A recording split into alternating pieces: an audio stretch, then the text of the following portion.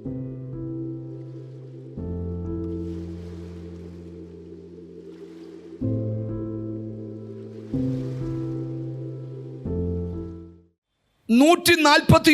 സങ്കീർത്തനം 9 വാക്യത്തിൽ ദാവീദ് ഒരു പ്രാർത്ഥന ദൈവത്തോട് പ്രാർത്ഥിക്കുക. ആ പ്രാർത്ഥന കേട്ടോണം. വളരെ നല്ല വാക്യങ്ങളാണ്. ആ പ്രാർത്ഥന ശ്രദ്ധേയമായൊരു പ്രാർത്ഥനയാണ്. 141 സങ്കീർത്തനം 9 വാക്യം. ദൈവത്തിന് സ്തോത്രം.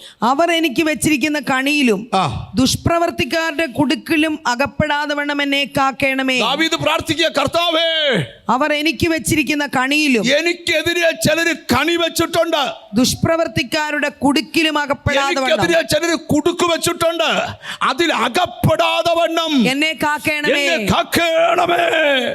ഞാൻ ഇവിടെ ഇരിക്കുന്ന ചിലരോട് പറയാം, ഒഴിഞ്ഞു പോകേണ്ടതൊക്കെ ഇന്നത്തെ പ്രാർത്ഥനയിൽ ഒഴിഞ്ഞു പോകണം.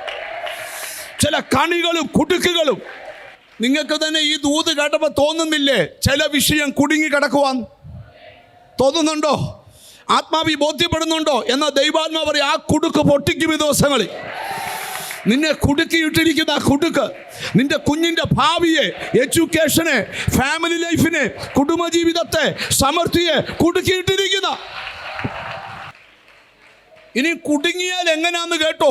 ദാവീദ് പ്രാർത്ഥിക്കുക, കർത്താവേ, കുടുങ്ങാൻ അനുവദിക്കല്ലേ. ഇനി കുടുങ്ങിയാൽ എങ്ങനാ?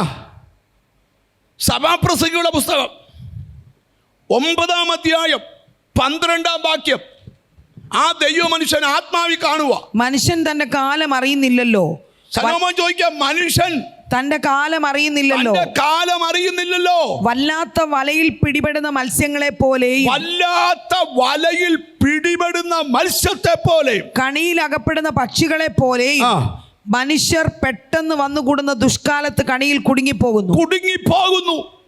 വല്ലാത്ത വലയിൽ പിടിപെടുന്ന അകപ്പെട്ട മത്സ്യത്തെ പോലെ. എനിക്കെന്തോ ഒരു ദൂത് പറയാനുണ്ട്. നിന്റെ യാത്രയ്ക്കിടയിൽ ചിലര് വിരിച്ച വല നിന്നെ കുടുക്കി. എന്നാൽ ഇന്ന് ദൈവാത്മാവിലൂടെ വന്ന് കുടുക്കിയ പദ പറയാനല്ല, ആ കുടുക്ക് പൊട്ടിക്കാനാ. വിശ്വാസം ഉണ്ടല്ലോ, സ്തോത്രം ചെയ്യാവൂ. നീ ഒരു വാർത്ത കേൾക്കാൻ പോവുക, ആ കുടുക്ക് പൊട്ടിയെന്ന്. ആ വലക്കണ്ണികൾ ഉറച്ചു നിന്നോണം. നീ നിനക്കെതിരെ പല വേടന്മാരെ പോലെ പതിയിരിക്കുന്ന ചില ദുഷ്ട മനുഷ്യരെ പരിശുദ്ധാത്മാവ് കാണുക. അത് നിന്റെ ബന്ധുവായിരിക്കാം, അയൽവക്കത്തായിരിക്കാം, ജോലിയിലുള്ളവരായിരിക്കാം.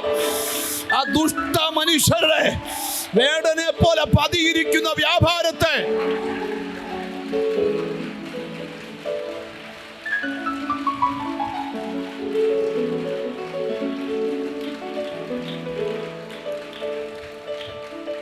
ഞാൻ ഒരു വെളിപ്പാടുകൂടി വിഷയത്തിൽ പറയാം. ദൈവം വിശുദ്ധന്മാർക്ക് അനുവദിച്ച കഷ്ടമുണ്ട്, പിശാച് അഴിച്ചുവിട്ട കഷ്ടമുണ്ട്. ദൈവം അനുവദിച്ച കഷ്ടം നിങ്ങൾ സഹിച്ച ഒരു കേടും വരികയില്ല. പക്ഷെ പിശാച് വെച്ച കഷ്ടം അതിന്ന് പൊട്ടിയേ പറ്റൂ. പലരും അനുഭവിക്കേണ്ടിയിട്ടല്ല ഇത് അനുഭവിക്കുന്നേ.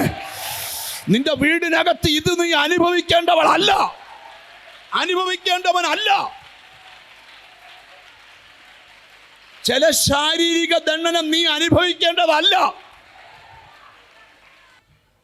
നീ പോലും വിചാരിക്കാത്ത വിടുതൽ നിന്റെ വീടിനകത്ത് നടക്കും. നീ പോലും പ്രതീക്ഷിക്കാത്ത ഡെലിവറൻസ് നടക്കും. ചില ദുഷ്ട മനുഷ്യരെ ആത്മാവ് കാണുക. എത്ര പ്രാർത്ഥിച്ചിട്ടും പിന്നെയും നിന്നെ ദ്രോഹിക്കുന്ന ചില ദുഷ്ട മനുഷ്യര്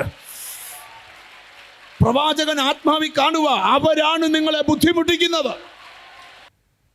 ദുഷ്ട മനുഷ്യർ അല്ലെങ്കിൽ വേടന്മാർ അല്ലെങ്കിൽ കാലം ഒരു വല്ലാത്ത വലയിൽ അകപ്പെട്ട മത്സ്യം പോലെ ജനറൽ ലൈഫ് ആക്കിയിരിക്കുക. ഈ ദൈവമക്കളുടെ ഏറ്റവും വലിയ വിഷയമാണ് മാതാപിതാക്കൾ കൃപയല്ല, പക്ഷെ കുഞ്ഞുങ്ങൾ കൃപയലല്ല. കൃപയിലുള്ള പിള്ളേർ ലഭിച്ച അപ്പനും അമ്മയൊക്കെ അധികം സൂക്ഷിച്ചോണം.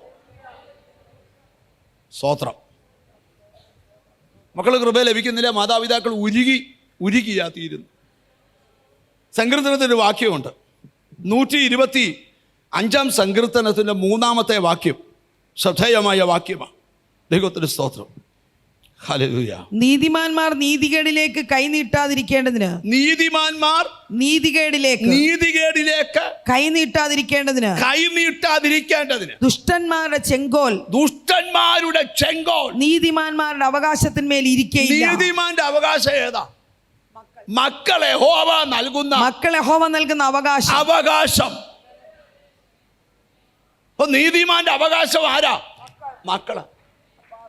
നീതിമാന്മാർ നീതികേടിലേക്ക് കൈനീട്ടാതിരിക്കേണ്ടതിന് ദുഷ്ടന്മാരുടെ ചെങ്കോൽ നീതിമാന്മാരുടെ അവകാശത്തിന്മേൽ ഇരിക്കയില്ലെന്ന് ദൈവം പറയുക. ഇനിയും വല്ല അവകാശത്തിന്മേലും ചെങ്കോല് വെച്ചെങ്കിൽ ആ കോൽ ഒടിക്കുന്ന ഒരു അഭിഷേകം ഇവിടെ ഉണ്ട്.